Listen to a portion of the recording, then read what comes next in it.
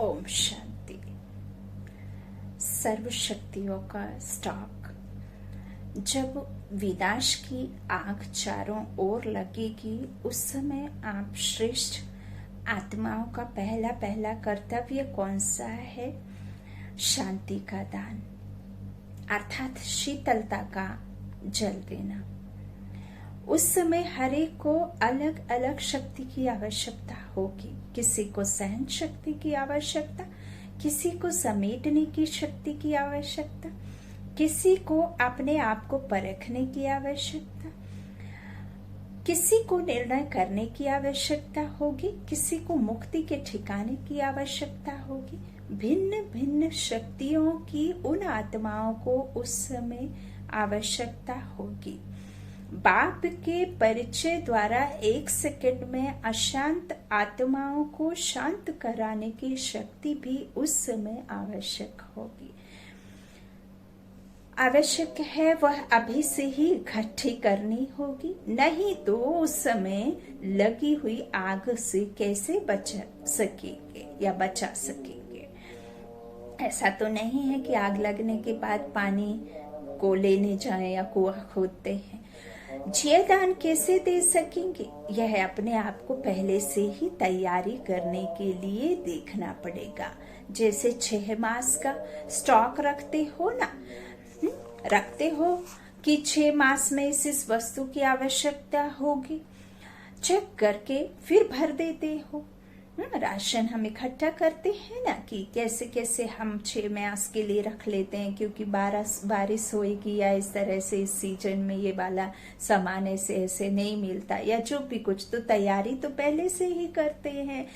इस तरह से इस प्रकार का क्या यह स्टॉक भी चेक करते हो कि सारे विश्व की सभी आत्माओं को शक्ति का दान देना पड़ेगा। इतना स्टॉक जमा किया है जो स्वयं भी अपने को शक्ति के आधार से चला सके और दूसरों को भी शक्ति दे सके, ताकि कोई भी वंचित ना रहे।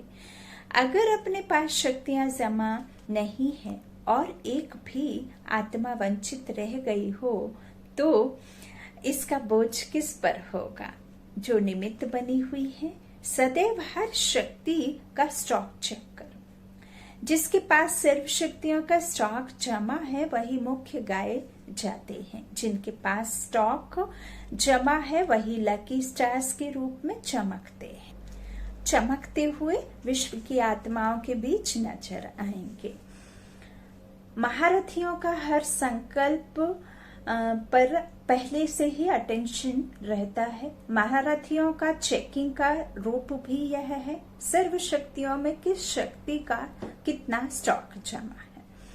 उस जमा किए हुए स्टॉक से कितनी आत्माओं का कल्याण कर सकते हैं। जैसे स्थूल की देख रेख करना और जमा करना यह ड्यूटी है, वैसे ही सर्व शक्तियों के स्टॉक जमा करने की भी जिम्मेवारी है। यह होता है ऑलराउंडर का। हर चीज के स्टॉक को आवश्यकता प्रमाण जमा करना। अमृत वेले उठकर अपने को अटेंशन के पट्टे पर चलाना। रेल की पटरी पर चलते हैं, थोड़ा भी बैलेंस बिगड़ा तो रेल नीचे सरक कर एक्सीडेंट हो जाता है, तो पट्टे पर गाड़ी ठीक चलेगी। फिर नीचे ऊपर होना संभव ही नहीं है। सारे विश्व की जिम्मेवारी तुम बच्चों पर है, तो अभी यह स्टॉक जमा करने की चेकिंग रखनी है। सर्वशक्तिवान का गायन है, वरदानी बन 1 सेकंड में भक्तों को वरदान देना। वरदान देने में मेहनत नहीं लगती है, वर्षा पाने में मेहनत है। लास्ट चीज है ही वरदानी मूर्त। वरदानी मूर्त तो ऐसा अपना स्वरूप सदा वरदानी अपने आप को साक्षात्कार होता है। इससे ही अंदाज लगा सकते हो। फिर वरदानी मूर्त शक्तियों के आगे अभी सभी आएंगे। इसके लिए एक तरफ वरदान का बीज पड़ेगा, तो अपने में सर्व शक्ति जमा करनी है। ऐसे वरदानी मूर्त बनो और बनाओ। अपने को क्या लास्ट हाउस और माइट हाउस समझकर चलते हो? सिर्फ लास्ट और माइट जो बाबा कहते हैं कि इस तरह से सिर्फ लाइट और माइट समझकर नहीं, लेकिन लाइट हाउस और माइट हाउस अर्थात लाइट और माइट देने वाले दाता हाउस तब बन सकेंगे जब उनके अपने पास इतना स्टॉक जमा हो। अगर स्वयं सदा लाइट स्वरूप में स्थित नहीं हो सकते तो वह अन्य आत्माओं को लाइट हाउस बन लाइट नहीं दे सकते।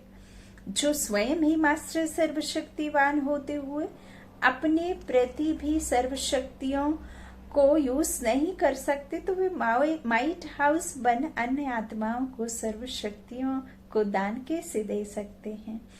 अब स्वयं से पूछो कि मैं क्या लाइट और माइट हाउस बना हूं। अगर स्वयं में ही किसी एक शक्ति की कमी होगी तो दूसरों को सर्वशक्तिवान बाप के वर्षे का अधिकारी व मास्टर सर्वशक्तिवान कैसे बना सकेंगे। अगर अपने पास सर्वशक्तियों का स्टॉक जमा नहीं होगा तो सर्व आत्माओं को संतुष्ट कैसे करेंगे। करने वाली संतुष्ट मणियां नहीं बन सकेंगी। वह सर्व आत्माओं आपको दाता सर्वशक्ति दाता नहीं मानेंगी। अगर विश्व की सर्व आत्माओं द्वारा विश्व कल्याणी माननीय नहीं बनेंगे तो माननीय के बिना पूजनीय भी नहीं बनेंगे, नहीं बन सकेंगे।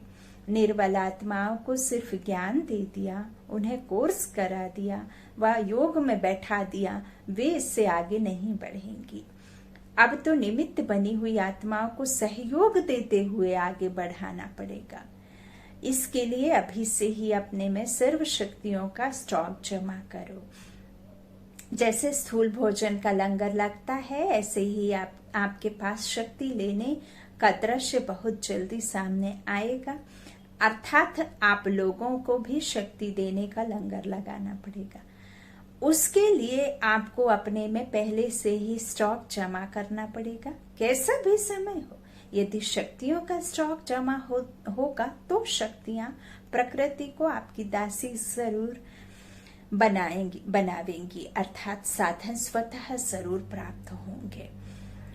पुरुषार्थ अब महीन बातों पर ही करना चाहिए। किसी को दुख तो नहीं दिया, हैंडलिंग करना आया अथवा नहीं, तो यह तो सब छोटी छोटी बातें हैं। मुरब्बी बच्चों का पुरुषार्थ अभी तक इन बातों का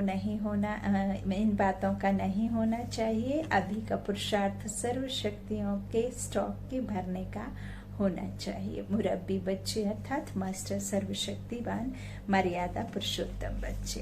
तो ये बाबा के अव्यक्त वाणियों के कुछ एक बाबा के महावाक्य हैं।